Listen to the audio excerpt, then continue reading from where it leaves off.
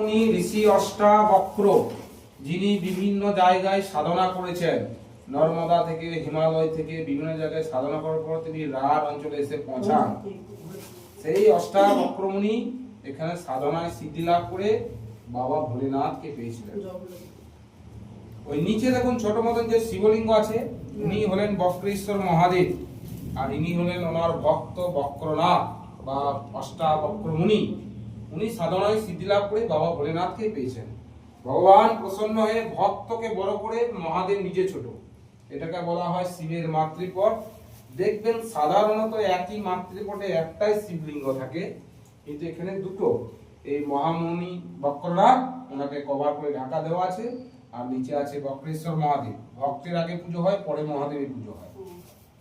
আর এই অষ্টাবক্র মুনি, উনি যে 8টা অঙ্গ তার বাঁকা ছিল, মানে হ্যান্ডিক্যাপ, উনি এখানে সাধনায় সিদ্ধি লাভ করার পর 8টা জায়গায় মাটি খনন করে, সেই খনন করে গরম জল বের হয়। সেই গরম জলে উনি স্নান করে, দীর্ঘদিন থেকে স্নান করে মহাদেবের পূজা আরাধনা জপ ধ্যান করতে করতে সেই গরম জলে স্নান করে তার দেহ সুস্থ আরোগ্য লাভ হয়, মানে সুস্থ সবল হয়ে যায়। এবং বিজ্ঞান তার প্রমাণ করছে এই জলের মধ্যে বিভিন্ন মিনারেলস আছে, যেটা যে কোনো উপায়ে গরম জল করলে সেই মিনারেলস পাওয়া যায় না। এটা প্রকৃতির জল, নেচার, মাটি ভেদ করে বেরিয়ে আসছে।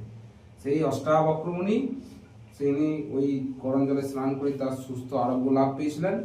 এবং বিজ্ঞান তার প্রমাণ করেছে যে এখানে এই জলের মধ্যে বিভিন্ন খনিজ থাকার জন্য যাদের বাতের ব্যথা, স্কিনের প্রবলেম বা অন্য কিছু শরীরে থাকান, যেটা বলে আমরা এনার্জি লস হয়ে যায়, এই জলে স্নান করলে সেটা পাওয়া যায়। তো এখানে সেই 8টা উষ্ণ প্রস্রবণ আছে। তার মধ্যে এই মন্দিরের ভেতরে যেটা, এটা হলো সর্বনিম্ন, আর সর্বোচ্চ হচ্ছে অগ্নিকুণ্ড 80 ডিগ্রি। আর যে স্নানের ঘাট, সেটা হচ্ছে পাপড়া, 7 কুণ্ডে জল দেয়, সেটা হচ্ছে 42 ডিগ্রি। আর পাশে আছে মায়ের সতীপীঠ, যেখানে মায়ের 2 ভুরু মাঝখান পড়েছে। আমাদের পাশে যেমন মায়ের কামরূপ কামাখ্যা সতীপীঠ আছে, এখানে মায়ের 2 ভুরু মাঝখান পড়েছে। যাবেন, নিয়ে যাবো, দেবী দুর্গা।